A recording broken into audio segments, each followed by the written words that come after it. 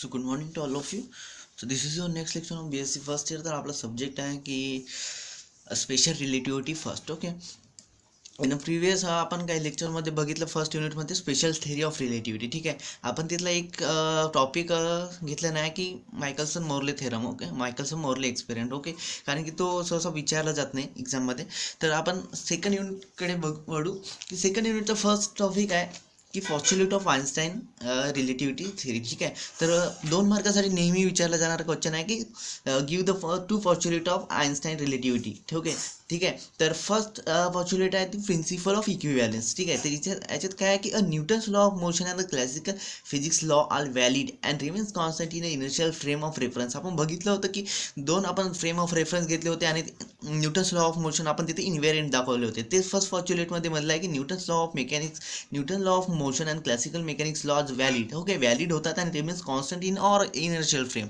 ठीक आहे, हेच फर्स्ट पॉस्च्युलेटमध्ये म्हटलं आहे. आणि सेकंड पॉस्च्युलेटमध्ये म्हटलं आहे की कन्स्टन्सी ऑफ स्पीड ऑफ लाईट, म्हणजे speed of light remains constant in all inertial frame. म्हणजे जसं आपण म्हटलं होतं की all the Newton's law of motions valid होतात, तशाच प्रकारे काय म्हणते की स्पीड ऑफ लाईट, जे स्पीड असते लाईटची ती पण कॉन्स्टंट असते ऑल इनर्शियल फ्रेममध्ये. तर नेक्स्ट आपण टॉपिक पाहू. तर नेक्स्ट टॉपिक आपण बघू की लॉरेन्स ट्रान्सफॉर्मेशन. ठीक आहे, तर आपण गॅलिलियन ट्रान्सफॉर्मेशन फर्स्ट युनिटमध्ये ते बघितलं आणि आता आहे लॉरेन्स ट्रान्सफॉर्मेशन. ठीक आहे, आपल्याला 2 डायग्राम इथे काय ड्रॉ करावे लागेल. तर फर्स्ट डायग्राममध्ये आपण काय म्हटलं आहे की जेव्हा दोन्ही पार्टिकल, ठीक आहे, दोन्ही जेव्हा काय यात रेस्टमध्ये असतात. ठीक आहे, जेव्हा फ्रेम काय दोन्ही फ्रेम रेस्टमध्ये असतात. आपण काय ट्रेनचं एक्झाम्पल बघितलं होतं. ठीक आहे, एस अँड एस फ्रेम जेव्हा रेस्टमध्ये असतात तेव्हा काय त्याचं ओरिजिन एकावर असते. ठीक आहे, म्हणजे त्याचं काय x axis, Y axis, Z axis ह्या काय एकावर एक असतात. ठीक आहे, पण जेव्हा फ्रेम एस जस्ट मूव्ह व्हायला लागतो, ठीक आहे, अलॉंग एक्स ॲक्सिस, ठीक आहे, तेव्हा काय असतो की एक्स ॲक्सिसनी तो मूव्ह व्हायला लागतो. पण मोशन अलॉंग फक्त मोशन काय असते एक्स ॲक्सिसवरच असतो. ठीक आहे, कारण की हा काय मूव्ह होतो फक्त एक्स ॲक्सिसवर आणि वाय ॲक्सिस आणि झेड ॲक्सिसवर मोशन नसतो. ठीक आहे, आणि जर तिथे एखादी मोशन जर इथे एखादी इव्हेंट समजा की पी इव्हेंट, ठीक आहे, आपल्याला तिथे अकर झाला. ठीक आहे, आणि आपण म्हणू शकतो का पी इव्हेंटचे यससाठी काय space time coordinate x y z आणि टी असतात, आणि एस डॅशसाठी त्याचे स्पेस टाईम कोऑर्डिनेट असतात x dash y dash z dash आणि t dash. Okay, with constant velocity तो मूव्ह होत असतो. तर आपण बघितलं आहे की या दोघांमध्ये काहीतरी रिलेटिव्ह मोशन असतो. ठीक आहे, फ्रेम एस आणि एस डॅशमध्ये रिलेटिव्ह मोशन असतं. तर आपण गॅलिलियन ट्रान्सफॉर्मेशन 2 ऑब्झर्वर घेतले असते, ओ आणि ओ डॅश हा ऑब्झर्वर असते. तर इथे एक आपण लाईटचा सोर्स घेतला. ठीक आहे, आणि त्या लाईटचा सोर्स आणि त्याची वेवलेंथ आपल्याला इथे बघायची आहे. ठीक आहे, स्पेरिकल वेवलेंथ. तर आपण समोर बघू. ठीक आहे, तर आपण सर्वात पहिला लिहून घेऊ की the set of equation which relate the space-time coordinate of a two frame of reference having the relative motion between them is called the Lorentz transformation. म्हणजे सेट ऑफ इक्वेशन आपल्याला काय इथे 4 इक्वेशन फाइंड करायचे आहेत. ते 4 equation कोणते असणार x y Z T किंवा x dash Y Z dash T dash. तर आपल्याला हे 4 इक्वेशन इथे फाइंड करायचे आहेत. ठीक आहे, आणि ते set of 4 equation relate to the space time coordinate of a two frame of reference having a relative motion between them. म्हणजे त्याच्यात काय रिलेटिव्ह मोशन काय काही आहे. ठीक आहे, तर आपण कन्सिडर केलं two frame of reference S and S dash and their axis are parallel to S dash. ठीक आहे, आणि move relative to the S with काय velocity V and X and X axis. तर हा मूव कोणत्या ॲक्सिसने होत आहे पहा, एक्स आणि एक्स डॅश ॲक्सिसने हा मूव होत आहे. ठीक आहे, तेच इथे सांगितलं आहे. आणि P is a point given by x y z t in a s and x dash y z y dash and z dash and t dash in s dash. ठीक आहे, तर आपण स्पेस टाइम कोऑर्डिनेट एस आणि S dash मधले पण लिहून घेतले. तर आपण इक्वेशन ऑफ स्पेरिकल वेवलेंथ, तर या लाईटची वेवलेंथ, ठीक आहे, या लाईटची वेवलेंथ आपल्याला ऑब्झर्वर ओ साठी काय येणार ते पाहू आपण. ठीक आहे, तर स्पेरिकल वेवलेंथ काय येणार याची की हे along X dash Y and Y dash आणि झेड डॅश आहे. तर काय होणार की X dash Y X square Y square Z square equal to D square. D काय डी आहे इथे डिस्टन्स आहे आणि डिस्टन्स आहे. ठीक आहे, तर डी स्क्वेअर आपण त्याला लिहून घेतलं. तर डिस्टन्सचा फॉर्म्युला काय वेलोसिटी इंटू टाइम. ओके, तर सी आपण डिनोट केलं वेलोसिटी आणि टी ला डिनोट केलं टाइम. ठीक आहे, सी आय वेलोसिटी आणि टी आय टाइम. तर आपण डीच्या जागी आपण सी स्क्वेअर टी स्क्वेअर लिहू शकतो. ठीक आहे. सिमिलरली हा तर एस फ्रेमसाठी आणि एस डॅश फ्रेमसाठी आपण लिहून घेऊ X dash square plus Y dash square plus Z dash square equal to C square plus T dash square. Okay. तर वेलोसिटी दोन्ही पण फ्रेममध्ये काय कॉन्स्टंट आहे, त्यामुळे आपण वेलोसिटी सिमिलर आहे त्यामुळे ते लिहून घेतलं की इथे सी स्क्वेअर आहे, इथे सी स्क्वेअर आहे. ठीक आहे. तर आपल्याला इथे नेक्स्ट काय करायचं की आपल्याला सबस्ट्रॅक्ट करायचं आहे. 2 मधून इक्वेशन 2 मधून इक्वेशन 1 आपल्याला सबस्ट्रॅक्ट करायचं आहे. तर पहा इक्वेशन फर्स्ट आपण इथे लिहून घेतलं. म्हणजे आपण इथे एक्झॅक्टली करत का हो की लेफ्ट हँड साईडचे सबस्ट्रॅक्शन लेफ्ट हँड साईड सोबत आणि राईट हँड साईडचं सबस्ट्रॅक्शन राईट हँड साईड सोबत. ठीक आहे. तर इथे ते लिहून घेतले आपण राईट हँड साईड आणि हे left hand side equal to right hand side minus left hand side. ठीक आहे. तर इथे आपण एसचे जे एलिमेंट आहेत ते इक्वल टू एका लेफ्ट हँड साईडला लिहू आणि जे एस डॅशचे एलिमेंट आहेत ओके ते आपण राईट हँड साईडला लिहून घेतलं म्हणजे इक्वल टूच्या राईट हँड साईडला. ठीक आहे. तर आपण म्हटलं होतं की आपण गॅलिलियन ट्रान्सफॉर्ममध्ये पण बघितलं होतं की मोशन फक्त काय एक्स ॲक्सिसवर आहे, त्यामुळे आपण म्हणू शकतो की Y equal to Y Z and Z equal to Z dash आपण असे लिहू शकतो, कारण की there is no motion along the X axis and Y axis and Z axis. फक्त तिथे चेंज काय होत आहे, फक्त तो मूव्ह होत आहे अलॉंग एक्स ॲक्सिसवर. तर मोशन काय फक्त एक्स ॲक्सिसवर आहे, वाय अँड झेड ॲक्सिसवर मोशन नाही, त्यामुळे आपण Y equal to Y Z and Z equal to Z dash लिहू शकतो. ठीक आहे. तर इथे जर वाय डॅशच्या जागी वाय स्क्वेअर लिहिलं तर हा वाय स्क्वेअर कॅन्सल होणार. ओके. झेड डॅशच्या जागी आपण जर झेड स्क्वेअर लिहिलं तर हा झेड आणि हा झेड स्क्वेअर कॅन्सल होऊन जाणार. रिमेनिंग काय राहणार ते आपण लिहून घेतलं एक्स स्क्वेअर आणि minus C square T square equal to आणि राईट हँड साईडला एक्स डॅश स्क्वेअर आणि minus C square T dash square आपण रिमेनिंग राहिला आहे. त्याला इक्वेशन थर्ड आपण लिहून घेतलं. त्याच्यानंतर आपल्याला माहिती आहे की रिलेशन बिटवीन एक्स आणि X dash is given bye. तर आपण त्याचं रिलेशन कशा प्रकारे काय फाइंड करतो. ठीक आहे. तर हे समजा की इथे जर ठीक आहे. तर हा झाला distance observer O dash from X dash आपण डिनोट करू फ्रॉम दिस इव्हेंट कसं झाला तर त्याचा मीन्स ओ डॅशचं डिस्टन्स फ्रॉम दिस इव्हेंट आणि ओ डॅशसाठी आणि ओसाठी त्याचं डिस्टन्स काय येतो, ओसाठी त्याचा डिस्टन्स येतो एक्स येतो. ठीक आहे. आणि या दोन ओ अँड ओ मधला डिफरन्स काय येतो V T means constant velocity आणि तो मूव्ह होतो. ठीक आहे. तर हा व्ही टी झाला. तर आपण जर डिस्टन्स फाइंड करायचा राहिला तर एक्स डॅश आपल्याला फाइंड करायचा राहिला. ठीक आहे. एक्स डॅश जेव्हा आपल्याला फाइंड करायचा असतो तेव्हा आपण काय करतो.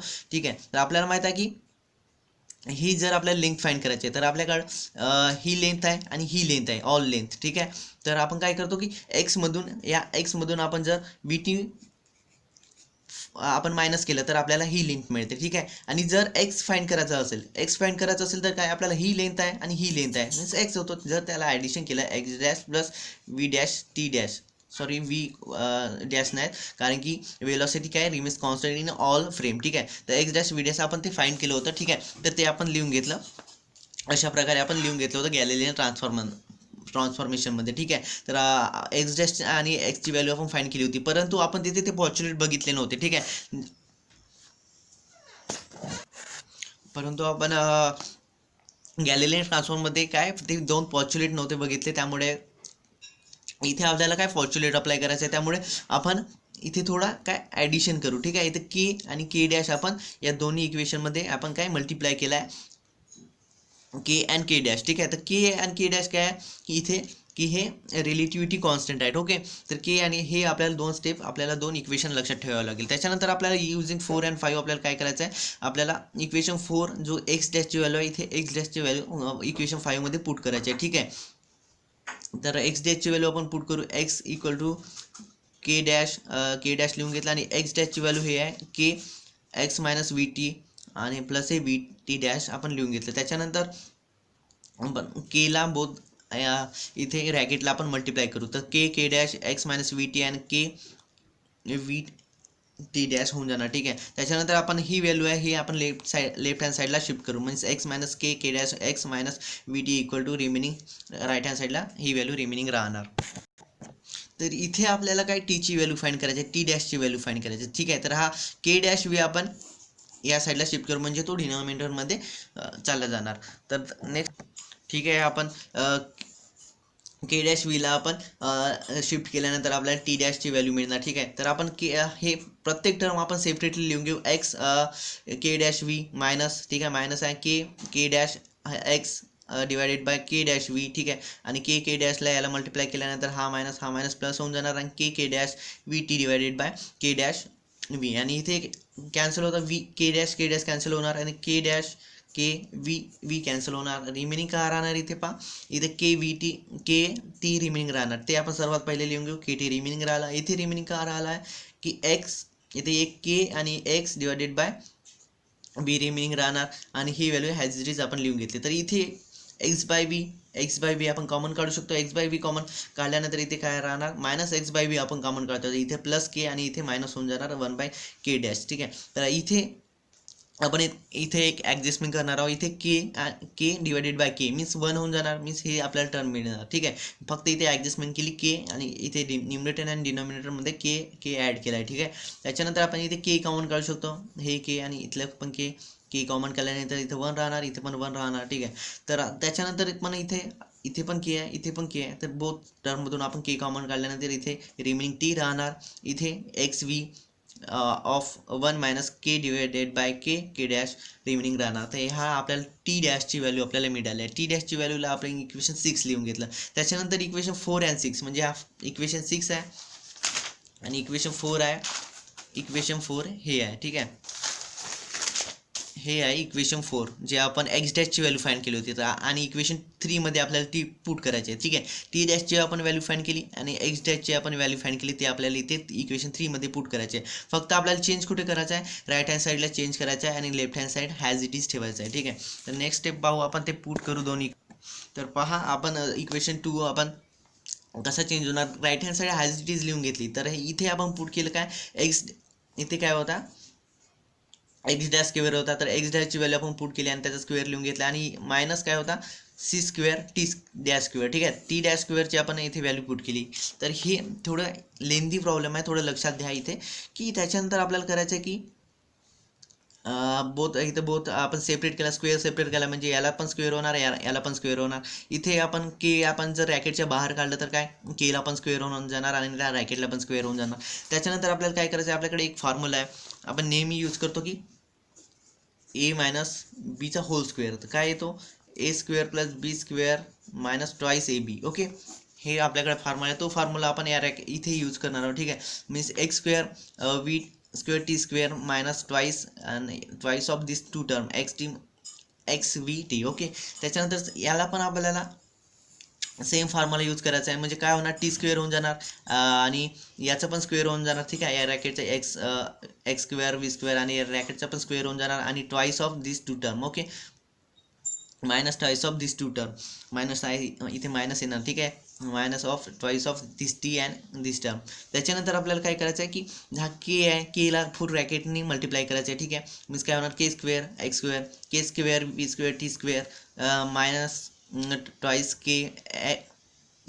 के square twice X V T. ठीक आहे, ते येऊन जाणार आणि C square minus C square K स्क्वेअरने आपल्याला ह्या होल रॅकेटला मल्टिप्लाय करायचं आहे. ठीक आहे, त्या मल्टिप्लाय केला आपण होल रॅकेटला. त्याच्यानंतर आपल्याला नेक्स्ट स्टेपमध्ये काय मिळतं आहे, आपल्याला हे इक्वल टू, ठीक आहे, X square minus C square T square. ठीक आहे, इथे पहा X square minus C square T square हे इक्वल टू आपल्याला हे मिळालं आहे. ठीक आहे, तर आपल्याला काय करायचं आहे की हे सर्व जे लेफ्ट हँड राईट हँड साईडला जे मिळाले आहे, ठीक आहे, ते आपण काय लेफ्ट हँड साईडला शिफ्ट करू. ठीक आहे, म्हणजे याचं जर इथे प्लस असतील तर ते निगेटिव्ह होऊन जाणार आणि निगेटिव्ह असतील ते पॉझिटिव्ह होऊन जाणार आणि रिमेनिंग इकडे काय होणार, राईट हँड साईडला 0 रिमेनिंग राहणार. ठीक आहे, तर पहा नेक्स्ट स्टेपमध्ये आपण फक्त काय लेफ्ट हँड साईडला सर्व व्हॅल्यू शिफ्ट केल्या. त्याच्यानंतर आपल्याला राईट हँड साईडला 0 रिमेनिंग राहिला. ठीक आहे, 0 रिमेनिंग राहिला. त्याच्यानंतर आपण इथे कॉमन काढायचं आहे.